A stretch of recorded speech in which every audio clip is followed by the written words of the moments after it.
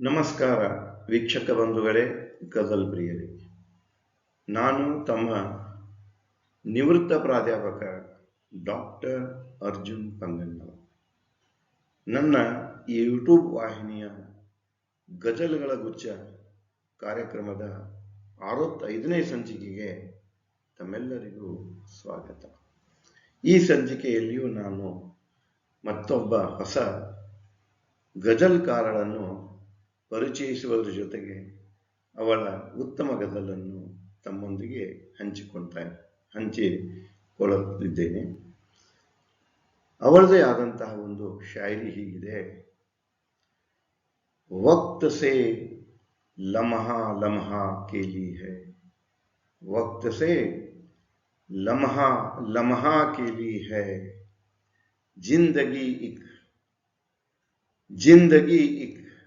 अजीब पहेली है, वक्त से लम्हा लम्हा केली है, जिंदगी एक अजब पहेली है, जिंदगी एक अजब पहेली है. ಈ ಶಾಯರಿಯನ್ನು ಹೇಳಿದವರು ಅಮಿತಾ ಪರಶುರಾಮ್ ಮೀತಾ.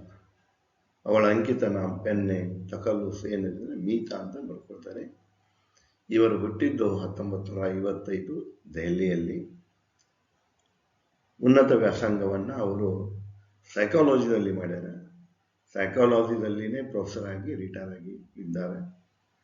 ಬಹಳಷ್ಟು ಗಜಲ್ಗಳನ್ನು, ಗೀತೆಗಳನ್ನು, ಶಾಯರಿಗಳನ್ನು ಬರೆದಾರೆ. ಅವ್ರ ಮೇಲೆ ಹೆಚ್ಚು ಪ್ರಭಾವ ಆದದ್ದಂದ್ರೆ ದಾಗ್ ದಲ್ವಿ, ಶಾಹಿರ್ ಲುಧಿಯಾನ್ವಿ ಇಂತಹ ಮಹಾನ್ ಉರ್ದು ಗಜಲ್ಕಾರರ ಬಹಳ ಪ್ರಭಾವಕ್ಕೊಳಗಾದವಳು. ಅವಳ ಬರೆದಂತಹ ಹೆಚ್ಚು ಕಡಿಮೆ ಎಲ್ಲ ಗಜಲುಗಳು ಪ್ರೇಮ ಮತ್ತು ಬದುಕಿನ ವಿವಿಧ ಆಯಾಮಗಳ ಅನುಭವವನ್ನೇ ತೋಡಿಕೊಳ್ಳುತ್ತವೆ, ಹಂಚಿಕೊಳ್ಳುತ್ತವೆ. ಅವಳದೇ ಆದಂತಹ ಒಂದು ಉತ್ತಮ ಗಜಲನ್ನು ತಮ್ಮೊಂದಿಗೆ ಹಂಚಿಕೊಳ್ಳಲಿಕ್ಕೆ, ಅದರ ಕನ್ನಡದ ಭಾವಾಂತರವನ್ನು, ಅದೇ ಭಾವನೆಗಳ ಆಧಾರದ ಮೇಲೆ ರಚಿಸಿದ ನನ್ನ ಕನ್ನಡ ಗಜಲನ್ನು ತಮ್ಮೊಂದಿಗೆ ಹಂಚಿಕೊಳ್ಳಲಿಕ್ಕೆ ಮನ ಹಾತೊರಿತಾ ಇದೆ. ಮೀತಾ ಅವರ ಈ ಗಜಲವು ಪ್ರೇಮ ಮತ್ತು ಬದುಕಿನ ಆಯಾಮದ ಅನುಭವಗಳನ್ನೇ ಹಂಚಿಕೊಂಡಿದೆ. ಅದರ ಸಾರಾಂಶ ಹೀಗಿದೆ: ಬದುಕು ಯಾರ ನಿಯಂತ್ರಣದಲ್ಲಿ ಇಲ್ಲ, ಅದು ತನ್ನ ದೆಸೆಯನ್ನು ತಾನೇ ನಿರ್ಧರಿಸಿಕೊಳ್ಳುವುದು. ಆದರೆ ಅದರಲ್ಲಿ ನೀನು ನನ್ನ ಸಹಪಯಣಿಗ ಆಗಿದ್ದರೆ ಆ ಸಂತೋಷವೇ ಬೇರೆ ಆಗಿರುತ್ತಿತ್ತು.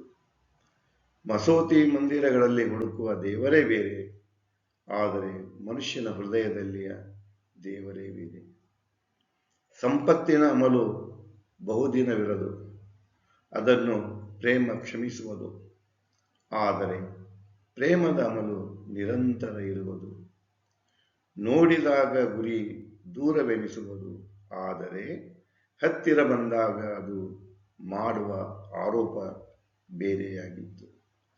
ನನ್ನ ಮನಸ್ಸು ನಿನ್ನ ಮನಸ್ಸಿನ ಕದ ತಟ್ಟಿತು, ಆದರೆ ಬದುಕು ತಿಳಿಸಿದ್ದು ಕೇಳಿದ್ದು ಬೇರೆಯೇ ಆಗಿತ್ತು.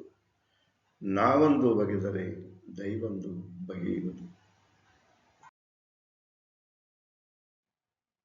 ಗಜಲ್ಗಾರತಿ ಡಾಕ್ಟರ್ ಅಮಿತಾಳ ಗಜಲದ ಆರಂಭಿಕ ಸೇರ್ ಅಂದ್ರೆ ಮತ್ಲ ಹೀಗೆ ಹೇಳ್ತಿದೆ: ಜಿಂದಗಿ ಅಪನಾ ಸಫರ್, जिंदगी अपना सफर तय तो करेगी, जिंदगी अपना सफर तय तो करेगी, लेकिन हम सफर आप जो होते, लेकिन हम सफर आप जो होते, मजा और ही था, मजा और ही था. ಇಲ್ಲೇ ಮಜಾ ಏನಿದೆ ಇದು ಕಾಫಿಯಾ ಇದೆ, ಅವ್ರ ಹಿತ ಏನಿದೆ ಇದು ರದೀಫ್ ಇದೆ. ಇದು ಎರಡೂ ಪ್ರಾರಂಭಿಕ ಮತ್ತು ಎರಡನೇ ಲೈನ್ನಲ್ಲಿ ಈ ಗಜಲಗಳು ಸಾಮಾನ್ಯ ಗಜಲಗಳೆಲ್ಲ ಪಾಲಿಸುವಂತ ನಿಯಮ ಇಲ್ಲಿಲ್ಲ, ಪಾಲಿಸಿಲ್ಲ ಇಲ್ಲ, ಅದು ಇಲ್ಲಿ ಒಂದು ಸ್ವಾತಂತ್ರ್ಯವಿದೆ. ಅದೇ ಭಾವನೆಯನ್ನು ನಾನು ಕನ್ನಡದಲ್ಲಿ ಜೀವನವು ತನ್ನ ಯಾತ್ರೆಯನ್ನು ಗುರುತಿಸುವುದು, ಜೀವನವು ತನ್ನ ಯಾತ್ರೆಯನ್ನು ಗುರುತಿಸುವುದು, ಆದರೆ ನೀನೇ ಎನ್ನ ಸಹಯಾತ್ರಿಯಾಗಿದ್ದರೆ, ಆದರೆ ನೀನೇ ಎನ್ನ ಸಹಯಾತ್ರಿ ಆಗಿದ್ದರೆ ಆಗಿರುತ್ತಿತ್ತು ಹುರುಪು ಬೇರೆ, ಆಗಿರುತ್ತಿತ್ತು ಹುರುಪು ಬೇರೆ. मीताल गजल दयरने से काबा ओ दायर में, काबा ओ दायर में अब ढूंढ रही है दुनिया, काबा ओ दायर में अब ढूंढ रही है दुनिया, जो दिले जान में, जो दिले जान में बसता था खुदा और ही था, बसता था खुदा और ही था. ಅದೇ ಭಾವನೆಯನ್ನು ಕನ್ನಡದಲ್ಲಿ ಆ ಕಾಬಾ ದೇಗುಲದಲ್ಲಿಯೇ ಈಗ ಜಗತ್ತು ಹುಡುಕುತ್ತಿದೆ, ಆ ಕಾಬಾ ದೇಗುಲದಲ್ಲಿಯೇ ಈಗ ಜಗತ್ತು ಹುಡುಕುತ್ತಿದೆ. ಯಾವ ಹೃದಯವ ಜೀವದಲ್ಲಿ, ಯಾವ ಹೃದಯವ ಜೀವದಲ್ಲಿ ನೆಲೆಸುತ್ತಿದ್ದನೋ ಆ ದೇವರು ಬೇರೆ, ನೆಲೆಸುತ್ತಿದ್ದನೋ ಆ ದೇವರು ಬೇರೆ. मीता ಅವರ ಗಜಲದ ಮೂರನೇ ಸೇರಿ ಹೇಳ್ತಿದೆ,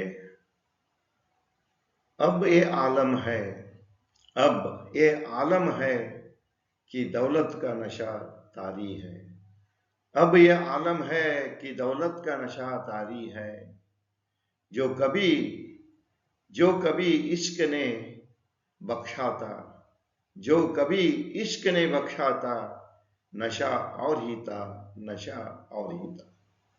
ಅದೇ ಭಾವನೆಗಳನ್ನು ಕನ್ನಡದಲ್ಲಿ ಈಗಿನ ಸ್ಥಿತಿ ಹೀಗಿದೆ, ಈಗಿನ ಸ್ಥಿತಿ ಹೀಗಿದೆ, ಸಂಪತ್ತಿನ ಮದ ಸೇಂದಿಯಾಗಿದೆ, ಸಂಪತ್ತಿನ ಮದ ಸೇಂದಿಯಾಗಿದೆ, ಪ್ರೇಮವು ಎಂದೋ ಯಾವಾಗೂ ಕ್ಷಮಿಸಿತ್ತು, ಪ್ರೇಮವು ಎಂದೋ ಯಾವಾಗ ಕ್ಷಮಿಸಿತ್ತು, ಆಗಿತ್ತು ಆ ಅಮಲವು ಬೇರೆ, ಆಗಿತ್ತು ಆ ಅಮಲವು ಬೇರೆ.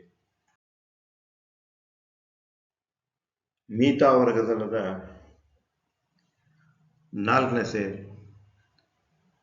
दूर से यूं ही लगा था, दूर से यूं ही लगा था कि बहुत दूरी है, दूर से यूं ही लगा था कि बहुत दूरी है, जब करीब आए तो, जब करीब आए तो जाना कि गिला और ही था, जाना कि गिला और ही था.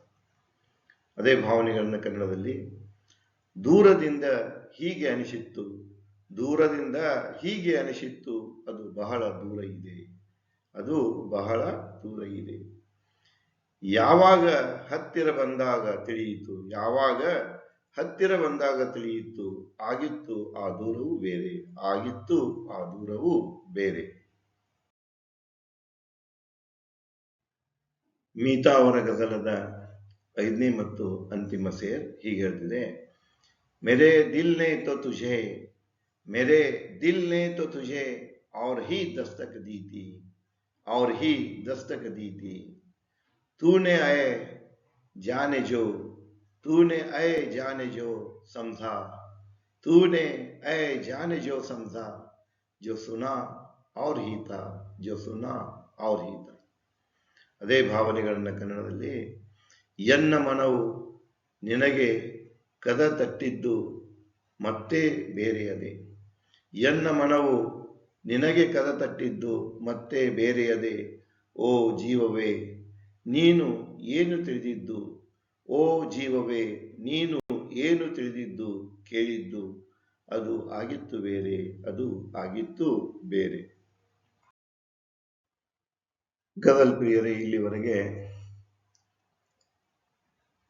ಡಾಕ್ಟರ್ ಅಮಿತಾ ಪರಶುರಾಮ್ ಅರ್ಥಾತ್ ಮೀತಾ ಅವರ ಗಜಲನ್ನು ಕೇಳಿದಿರಿ.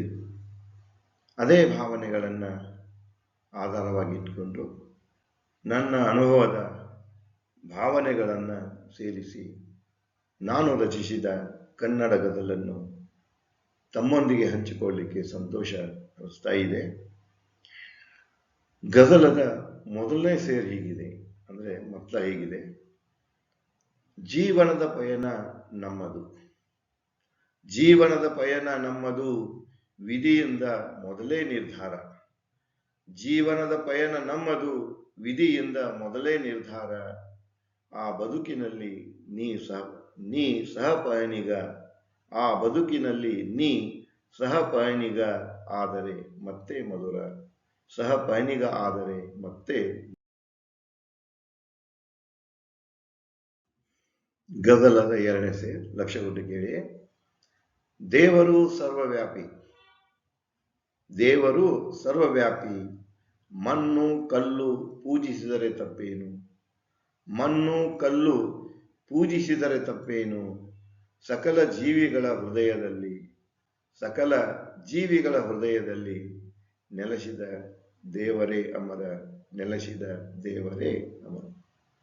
ಗಜಲದ ಮೂರನೇ ಸೇರ್: ಸಂಪತ್ತಿನ ಅಮಲದಷ್ಟೇ, ಸಂಪತ್ತಿನ ಅಮಲದಷ್ಟೇ, ಜ್ಞಾನದ ಅಮಲು ಅಹಿತಕರ. ಸಂಪತ್ತಿನ ಅಮಲದಷ್ಟೇ, ಜ್ಞಾನದ ಅಮಲು ಅಹಿತಕರ. ಎಲ್ಲವೂ ನಿರ್ದಯಿ, ಎಲ್ಲವೂ ನಿರ್ದಯಿ, ಪ್ರೇಮ ಒಂದೇ ಕ್ಷಮೆ, ಪ್ರೇಮ ಒಂದೇ ಕ್ಷಮೆ, ಪ್ರೇಮದ ಜ್ಞಾನವೇ ಅಮರ, ಪ್ರೇಮದ ಜ್ಞಾನವೇ ಅಮರ. ನನ್ನ ಕನ್ನಡ ಗಜಲದ ನಾಲ್ಕನೇ ಸೇರ್ ವೀಕ್ಷಕರೇ ಕೇಳಿ: ಆ ದೂರದ ನೋಟವು ಮನೋಹರ, ಆ ದೂರದ ನೋಟವು ಮನೋಹರ, ಮನಗಳ್ಳ ಮನಸ್ಸಿನ ಭ್ರಮೆ ಅಷ್ಟೇ, ಮನಗಳ್ಳ ಮನಸ್ಸಿನ ಭ್ರಮೆ ಅಷ್ಟೇ. ಅತಿ ಹತ್ತಿರದಿಂದ ನೋಡಿದಾಗ, ಅತಿ ಹತ್ತಿರದಿಂದ ನೋಡಿದಾಗ ಆ ನೋಟವೇ ಅಮಧುರ, ಆ ನೋಟವೇ ಅಮಧುರ. ಗಜಲ್ ಪ್ರಿಯರೇ, ನನ್ನ ಕನ್ನಡ ಗಜಲದ ಐದನೇ ಮತ್ತು ಕೊನೆಯ ಸೇರಿಗಿದೆ: ಕದ ತಟ್ಟಿತು ಪ್ರೇಮವು, ಲಕ್ಷ್ಯ ಕೊಟ್ಟು ಕೇಳಿ: ಕದ ತಟ್ಟಿತು ಪ್ರೇಮವು, ಕದ ತಟ್ಟಿತು ವಿರಹ, ಕದ ತಟ್ಟಿತು ಪ್ರೇಮವು, ಕದ ತಟ್ಟಿತು ವಿರಹ. ಅರ್ಜುನ, ಕಳೆದಷ್ಟು ದಿನಗಳು ಪ್ರೇಮದಲ್ಲಿ, ಕಳೆದಷ್ಟು ದಿನಗಳು ಪ್ರೇಮದಲ್ಲಿ, ಮಿಂದ ಕ್ಷಣಗಳೇ ಸುಮಧುರ, ಪ್ರೇಮದಲ್ಲಿ ಮಿಂದ ಕ್ಷಣಗಳೇ ಸುಮಧುರ, ಕ್ಷಣಗಳೇ.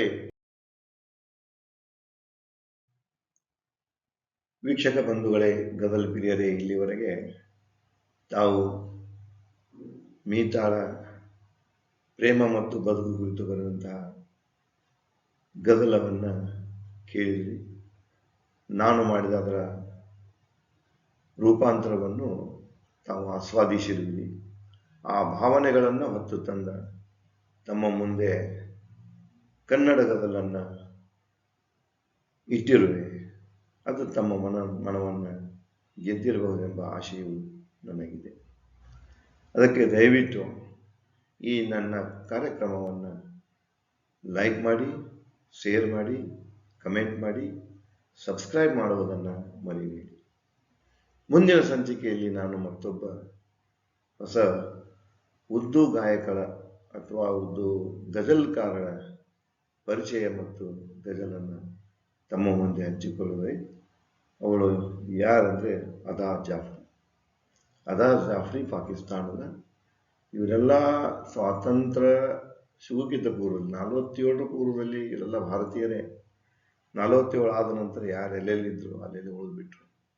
ಇವಳು ಕೂಡ ಪಾಕಿಸ್ತಾನದ ಪ್ರಸಿದ್ಧ ಗಜಲ್ಕಾರರಾಗಿರೋ ಹೆಸರು ಅದಾ ಜಾಫ್ರಿ. ಅವಳ ಗಜಲನ್ನು ನಾನು ಮುಂದಿನ ಸಂಚಿಕೆಯಲ್ಲಿ ತಮ್ಮ ಮುಂದೆ ಹಂಚಿಕೊಳ್ಳುತ್ತೇನೆ. ಅಲ್ಲಿಯವರೆಗೆ ಧನ್ಯವಾದಗಳು. ಮತ್ತೆ ಸಿಗೋಣ, ಮತ್ತೆ ಸಿಗೋಣ.